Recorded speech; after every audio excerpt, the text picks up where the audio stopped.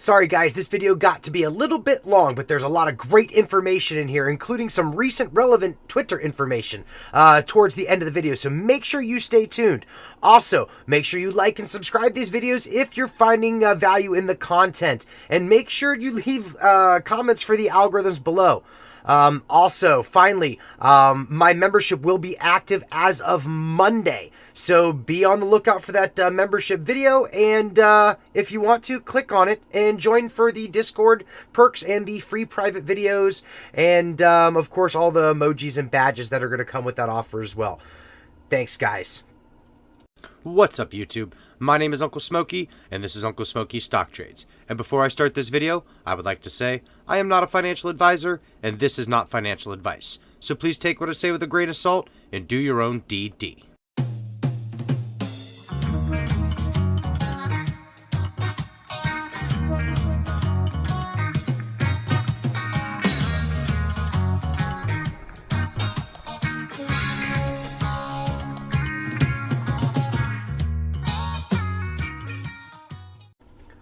What is going on, guys? Sorry about no video last night. I did kind of pre-warn you guys it was going to happen. I'm doing the studio. I was down in the basement. I was cleaning up some stuff, and I actually was listening to some of Pidge's live there for a little while before I couldn't listen any longer. I was doing a lot of loud stuff. Just couldn't hear the phone, and my earbuds kind of discharged. I'm lazy. Sorry, I didn't charge them. God, I know. Anyway, she was covering some really cool stuff, and then come to find a little bit later that she was duped. She was tricked into believing that John Berta account was really the John Berta account. Now, I'm not saying that the one that we've been seeing recently wasn't. It absolutely has been. Sterling has confirmed it's John Berta, and I have even confirmed it's John Berta. Spoke to him in a private tweet as well. So I can confirm it is John Berta that we have seen in the past, but the one that Pidge got, well, that right there was a shill. She did get had, and that's absolute bullshit, and that's one of the things I want to cover right now. In fact, what you're going to see on my screen right now is a little bit of more shilly crap right here, right now, to Pidge herself, and that's bullcrap. Right here is Dr. Seuss Haas. Now, as I have said before in the past, I have had this guy blocked for a very long time. He actually made a threat to my life, and there's another guy that I have blocked as well, a couple, believe it or not, but it's not that many. We're going to get to that here in a minute, but I want to read what he had to say. MMAT, Money Chicken, also talking about Pidge, as we know, I trolled you so hard. What a dick. To Todd, I don't know what that is. Meta for Everyone group is shit, and they make crap up every day. Doug, Angela, Midwest, Nod Narb, OD Green, Orticles, Danny Syntax, all eat shit. Chunks 87 is the real king, and the dividend will be worthless. Sterling is our co-owner in the new group, and I don't know what the rest of it says, because I could never read that. Anyhow, why? You were supposed to be a meta bull. Why are you being such a shill? Why are you being so douchey? I mean, seriously, that's absolutely crap. Anyway, also on here, Syntax is the queen of the metaverse. She's the one who does all of the meta spaces on Twitter that we get to go and talk with me, myself, Sterling quite often, her, B2B. We've had several people on there, and I'm looking to get some more guests on there as well. In fact, Pidge has been on there. So, she's got another picture here, and she's making a point about this. This is Chunky Lover. He's had everybody blocked for quite some time now, and recently he's unblocked everyone. I don't know why, don't know his motive, and in all honesty, until today, I have never personally had him blocked. I've had no reason to. I don't like him, but it doesn't mean there's a reason to block anybody from seeing the due diligence that he has done. I'm not saying he doesn't have good DD, I just don't like the way he presents it. Anyhow, so she's just pointing out that she has blocked him, even though he unblocked her. So she'll no longer see his posts, and I want to show you guys that I as well have done the same. Dr. Seuss and the Haas has been blocked. Chunky Lover is now blocked. This guy is another one of Chunk's followers that I believe did give me a threat as well. Blocked. And everybody knows who this guy is. He is the meta shill of all shills. Does nothing but give us shilly information. So he's blocked as well. Anyhow, if you want to do that, it's very easy to do. And I don't want anybody to think that Sterling has anything to do with that. He did put this out immediately. I have already left. This is from Sterling right here. I have already left. They made me co-owner without my knowledge, just random accepted back in group. So I said hello and thanks, stayed for a bit, but other than that, zero input. He is saying that he had nothing to do with it. So if anybody's upset with that, get over it, because he had nothing to do with it. Sterling is a good dude. He does not want to have anything to do with that shilly content that is putting down the meta investors and the meta community. That's bullcrap. There's no need for any of that stuff. We're a family here, and we like to be kind and courteous to each other. We don't put up with shilly nonsense. And with that being said, I'm going to stop talking about it, because I personally think that that kind of drama is taking up too much of my time. I'm almost 40 years old. I don't have time for drama. We can leave that stuff alone. Leave it in high school. I'm done with it. All right, so let's go ahead and move on to the next thing. So Meta overall today did take a little bit of a beating. Unfortunately, we have been taking beating after beating after beating after beating. Now, yesterday I did call out on Twitter that we had seen a triple bottom, and we were looking for volume to step in. We needed good buying volume to step in order to confirm that it would be a very bullish triple bottom. That means it would start extending all the way up towards that $2.88 level. As a matter of fact, if I pull this out way out, or just go to the 1 minute chart, you can see that I have two red lines here. This one here is where we did make the triple bottom right in here. We tested 1, 2, and 3 times yesterday. Unfortunately, today it broke all the way down through that. So we did not have a bullish triple bottom. As a matter of fact, what we did have was, from the looks of it, a head and shoulders pattern. You could actually draw that out right in here. Unfortunately, that is how that did turn out.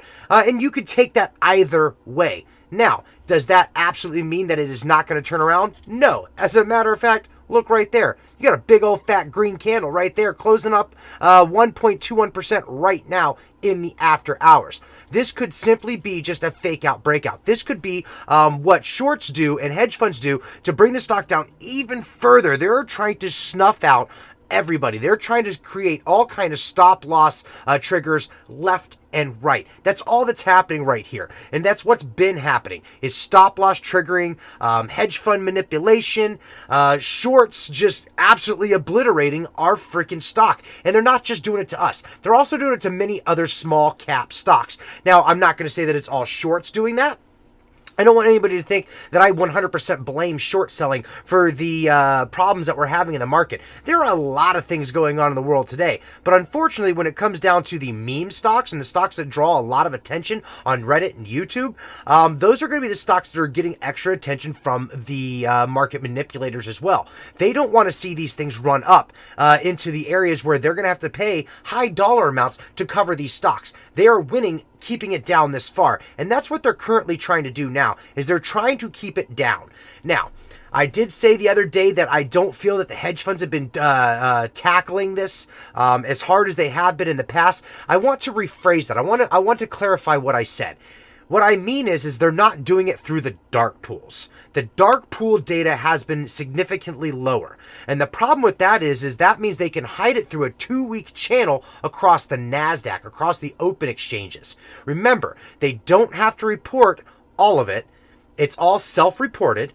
And it only gets updated once every couple of weeks. So keep that in mind. Yes, I do think that hedge funds have gone on vacation, but there's algorithms at play. There's algorithms in the works that are making things happen across the open markets that is absolutely causing these pullbacks. Now, keep in mind that anytime that you see stocks going into uncharted territory, you're going to see sell-offs. You will have paper-handed people coming in here selling off the stock. Now, remember this very important thing. Retail alone cannot move a stock. We can't do it, guys. Me and you cannot do it. We don't have the ability. There is a 280 million outstanding shared float. The free float is somewhere in the 100 million range as far as it goes overall, and that's a ballpark figure, maybe 100 to 150 million range. Rough estimate. And you and I can't do that. I mean, we would have to be selling. Well, here, let's look at this. Let's go to our 1 minute chart again. Let's zoom in here. Let's look at this candle. This candle here is 66,000 in volume. That means 66,000 shares were traded in that 1 minute. 1 minute, 66,000 shares were traded. If you were to try and execute that kind of order on Webull or TD Ameritrade or Fidelity or any of that, it's going to take some time for it to execute because it's going to do it in blocks. It's going to do it in smaller chunks. It'll never execute it all at once. You'd have to find somebody who wanted to buy that lot at that price, that exact number. So keep that in mind. Anytime you do see these pullbacks like this, you're getting computer algorithms, you're getting hedge funds, you are getting short attacks, but you are getting sell-offs. Just keep it in mind. I hate saying the word sell-off, but it does happen, guys. This is the stock market. We're not the only people trading it. We're really not. In fact, we're the only people not trading it. Let's put it that way. We're the only ones not trading it. All right. So now that I've explained what I meant by that, what in the hell was this? What in the hell was this? Absolute manipulation. No doubt about it. We had a really nice cup and handle setting up here. Unfortunately, I was a little busy at work today. It's the end of the year. We got things going on. And I couldn't stay up to date on the Twitter. Towards the end of the day there, I started being able to catch up some. Anyhow, I saw a cup and a handle coming up here, and I thought we might be in for it. It might be coming. Unfortunately, it traded along that $2.55 line and broke down the rest of the day. All right, back to that 1 hour chart real quick. Let's see if there's anything we can read on this other than what we had already said. We broke through this extremely strong level of support, unfortunately, 255. We did come down. We made a new level. Now, this is only a single test, so we're not going to say it's a strong level yet, but $2.45 is where we're going to call it. 244 is its technical bounce off, but it tapped 245, I do believe, twice. I'm not drawing a line yet. We immediately came back, and as of right now, in the after hours, we are sitting back at the $2.50 mark. So 250 is always going to be a psychological level of support and resistance, and it did not act as strong resistance, so that's a very good sign. Let's see if we can maintain that $2.50 support range through the after hours. Now, I would normally say let's take the after hours with a grain of salt, but we need to get back up to a better trading level. So let's hope for a little bit of volume, maybe a little bit of a push through the after hours and pre-market tomorrow. And good news, guys. Speaking of tomorrow, I'm off work for the next 2 days. I'm going to try and go live a couple of times over the course of the next 2 days. Cross my fingers I'll be able to do that. But again, I am working hard on the studio, so I want to devote some time on that as well. Plus, it's going to be New Year's soon. All right, the 1 day chart. Let's see what we have what we're going to read here. Well, as we know, we've come down 3 in a row, unfortunately, and we're continuing this down trend. This trend has not stopped. This has been a manipulative trend, and as a matter of fact, if I bring this out like this and open that up, it takes a second to do this. That is a hell of a lot of red. Now, I understand that the market took a lot of a tizzy right in here. Okay, this was a major market correction. But if you look at the indices over the course of the last few days, everything's been looking kind of good. I mean, I know the NASDAQ did finish down a little bit. It had a major pullback first thing this morning, which if you look at it, that looks a lot like our chart did this morning. But we did not follow the markets after that. OBV is showing that it's pushing down, but on light volume. It's not making a major move down. Now, I will say this. If you look at your quote real quick, we'll come right back to that. Go to the quotes. You'll notice that the volume is at 7.3 million. If you come over here to your average volume over the last 3 months is now at 7.5 million. So, unfortunately, we're currently holding our average volume over the course of the last 3 months. We're not showing an increase in volume. We're not showing volume spikes. And that's another thing that investors want to see, day traders want to see, new money wants to see, smart money wants to see. They want to see an increase in volume. If we start to see an increase in volume, expect a lot more retail to step in. And if you get a large amount of retail to step in, you can absolutely see that help move the stock price forward. All right, back to that 1 day chart. All right, so right down here. Our MACD. We look to the MACD and the RSI the absolute most. Those are my absolute favorite trading indicators. The MACD right here is showing that the signal line and the MACD line are currently riding flat with each other. They are in unison with each other. The histogram lines have held green so far, but we are at risk of showing it going back to a red line. We really don't want to see that, guys. More downward pressure is not any good for us. And in all honesty, if we keep seeing more downward pressure, you're going to scare a lot more people off. You're going to scare a lot of the big investors off. Now, with that being said, I've got some good news as far as big investors go. Let's step away. We are looking a little bit oversold on the RSI, by the way.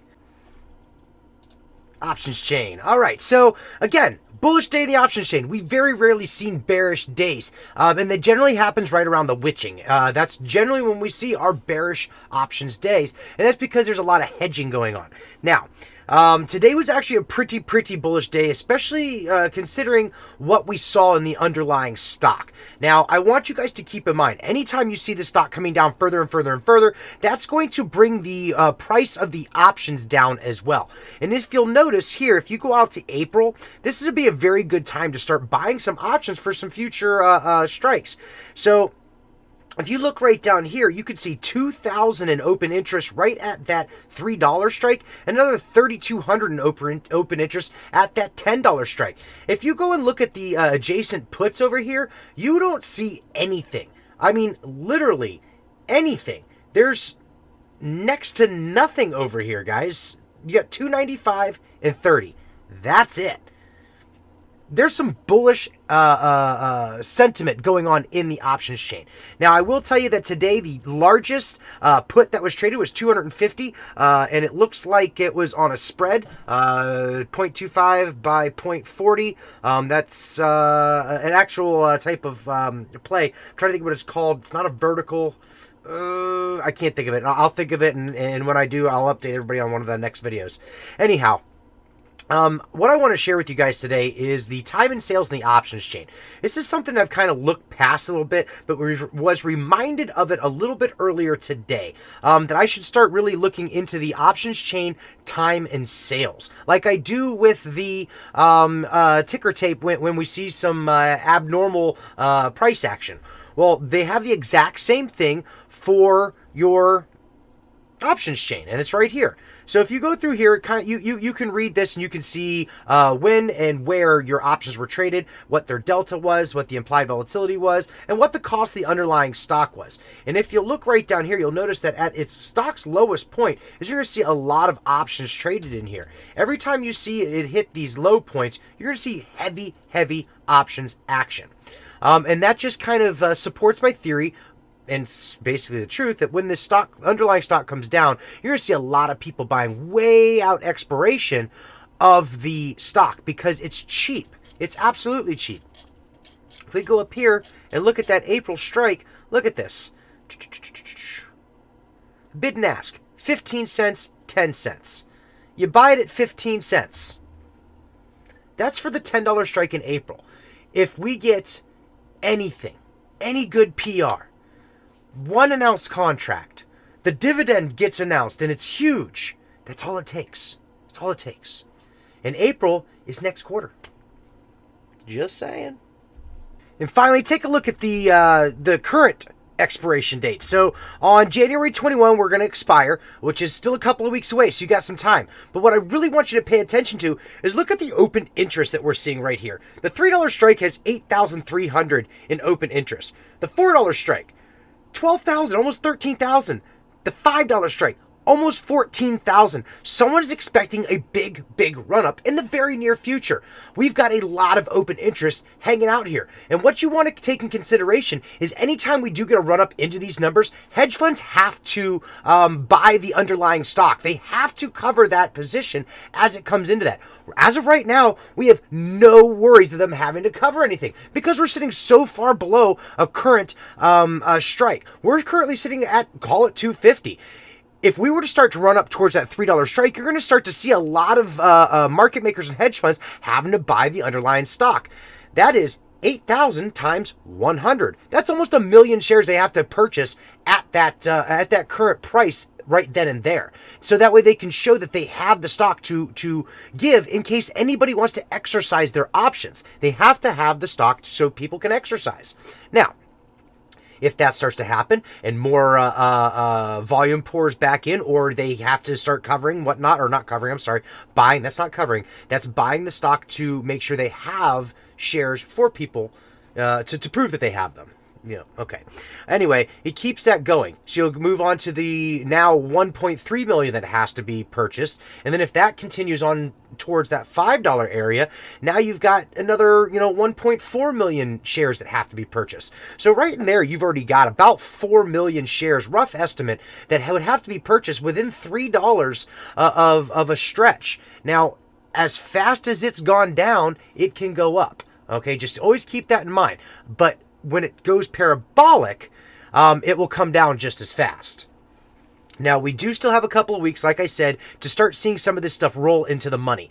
And in order for that to happen, we're going to need some kind of news, PR. We're going to need something. And we actually saw a little tidbit of something, which we're going to cover here in just a little while. All right.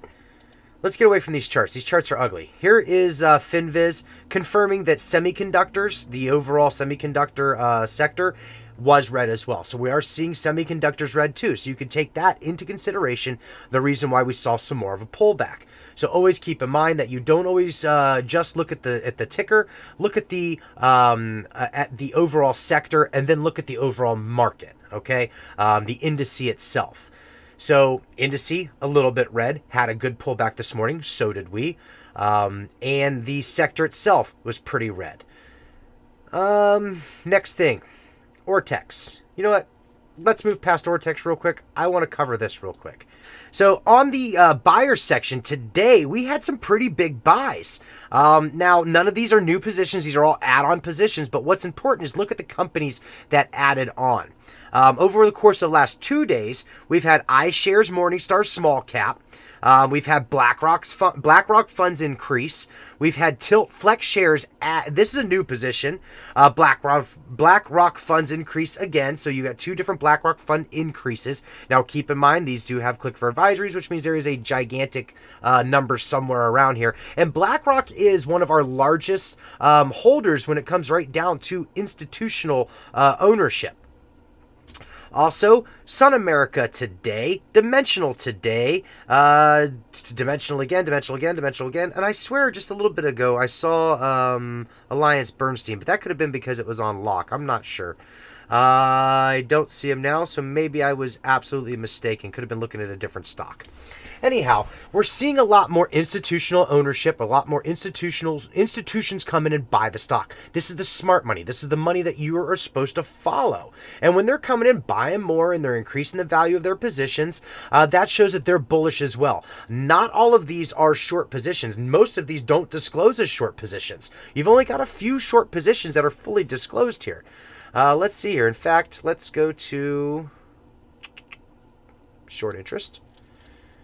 Owners, that's what we want to do. Short interest owners. Here is all of your short interest owners. Right here. Do you see BlackRock on there? You see Blackstone, but do you see BlackRock? No.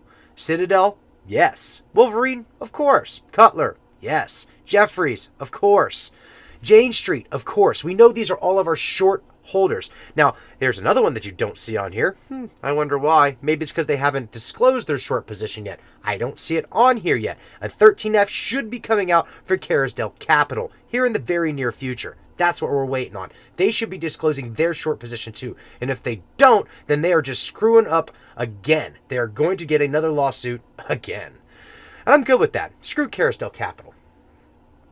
All right, let's go back to Ortex real quick. We'll get back to the short interest on Fintel. I'm blabbing along, and this video is going to start getting really long if I don't start covering the important stuff. All right, so we did see a small return of shares today. Barely anything. And remember, just because they return the shares doesn't necessarily mean that they were all shorted shares.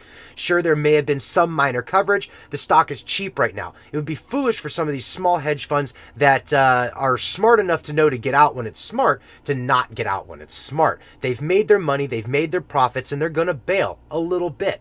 But remember, you've got shorts holding from way back here. As a matter of fact, if we click on this little button right here, it shows us how long these shorts have been holding. And as of a couple days ago, it was 30, but check this out. As of Yesterday, it's 34.74 days. Short positions are still holding their position long. Remember, that's an average. An average, guys, of how long they've been holding them. That doesn't mean the longest short position's 35 days long, and it would only be right back here in when it was up at the 6s and 5s. No, that's not what it means. Or even in the 4s. It means that over the length of time of a few months, that they have been on average holding for 35 days. And it's getting longer. All right, so current utilization's at 89.18%. The cost to borrow is at 2.38%, and the days to cover is 4.5 days. There are currently 37.46 million shares on loan, which is 15% of the free float. And as of a few days ago, there was 30 million shares of short interest, and that is about 10% of the free float, according to this. Now, if you look over here, like we had just said, the current estimated short interest is at about 25 million shares, which is 10% of the free float. Now, that doesn't make a whole lot of sense, and here's why. Always keep this in mind. These are all estimated numbers, and things keep being adjusted. So this could be more, this could be less. If you look at Fintel, as we have seen over time, when we look at the insider traders, these numbers keep changing. Insider trades, these numbers keep changing as well. Now, the outstanding shares, as you can see, has not changed. So anybody who keeps screaming dilution, dilution, dilution, stop. It's not dilution. That would mean that the outstanding shares would have increased. What's happening is their filings are starting to catch up, or they are starting to do the MMAX conversion and stuff like that. So you're going to see numbers that are confusing, and they're going to change rapidly, and these sites, they're not keeping up with it completely. So I'm taking these as gauges and not most literal right now. And that's how I want to put that. I hope that makes a little bit of sense to you guys. When you start seeing this go, to 10% and then back up or back way down, I'm taking it with a grain of salt. All right, back, moving on. Owners, sellers. All right, so we still haven't seen any sellers in the recent days. It's been since the 17th of December. Okay, Fintel's done. Ortex done. No, Fintel's not done. We got to go back. We skipped a page. Short interest page. Where are you at? There you are. All right, so this is fresh data. We just selected it. Short squeeze scores currently sitting at 78.86% out of 100. We have 269 out of the 5,500 stocks on this list. You know what? Let's do something. I haven't done this in a while. People like it when I do this. I'm going to select the list. Look at the list. Everybody take a screenshot. Hey, screenshot. These are all of the top squeeze stocks. These are on the Fintel list. If you look, this is the top 25, 27 right now. If you'd like to see what they are, there you go. Anywho. Going back. All right, so short shares availability, 150,000 shares are currently available to be shorted from a leading prime brokerage. The current short borrow fee rate is at 1.65%. That's a little bit of a difference compared to Ortex. Also, Finra Data. Do we have any updates yet? They have not quite updated the data as of yet, considering today's the 29th. Let's hit refresh just to double check. All right, so we got an update. Excellent. So here we are. Finra's showing on the 29th that there was roughly total volume, 3 million in total Finra volume. Now, we do know we saw 7.3 million in volume today, and Finra did not make up of half. They usually do, and they've actually been falling behind lately. And again, that just keeps telling me that they may just be moving over to the open exchange, where they can hide their positions actually a little bit better, a little bit easier. They could prolong the length of time it takes for them to be seen. Now, it does show that about 45% of the overall overall volume from Finra, wow, tongue twister, was short. So we are still seeing quite a bit of manipulation right there inside the dark pools from what is being traded in the dark pools. Now, we don't have an update as of yet across the rest of the stuff here, but I would be absolutely willing to bet that it is extremely high. In fact, if I were able to find all the short volume from the NASDAQ, from the actual one that shows every couple of weeks, oh man, I'd be willing to bet it's huge. As you had seen when we looked at Ortex a couple days ago, it upped 5 million shares. Just 5 million shares like that. It was an instant. And every time that happens, every time they update, you can see that either up or down. And you'll know if it's coming down because the price action will go up. So just keep that in mind, guys. Just absolutely keep that in mind. So finally, the very last thing that we do want to cover is this nice, lovely young lady here. She is actually a Canadian entrepreneur. We're going to get into that here in just 1 second. So, Danielle Fong, at Danielle Fong, has gone to see the new facility there in Dartmouth. George Palacaris showing me the 11 clean rooms he's building for nanotech at Metamaterial Tech in my hometown, Dartmouth. You can have this one, he suggests. Perfect for your secret project. Let me first be of use as your hype girl, I offer. Now, she lists herself as the hype girl, self-proclaimed hype girl. And as far as it goes, as you can have this one, he suggests, perfect for your secret project. Let's get into that. First, who is Danielle Fong? All right, so here's Danielle Fong. Now, this is her Wikipedia page, and of course I know Wikipedia is able to be corrected by anybody, but generally when you're looking at something like this, you're going to find a lot of truthful information.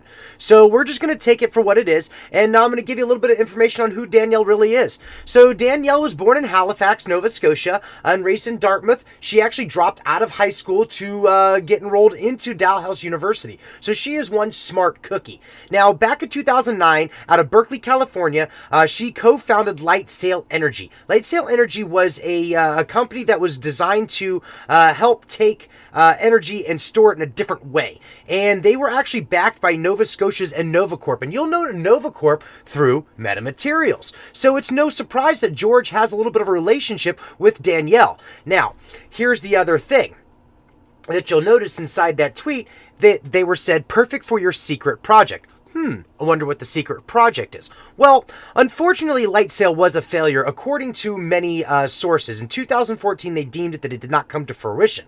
But Danielle recently, in 2021, has said she has a secret mission. Here you go. Danielle Fong, Secret Energy Project. She is currently working out of New York City metropolitan area. Now, we also just recently seen a tweet from George about New York. Some things are starting to add up. Some things are starting to come together.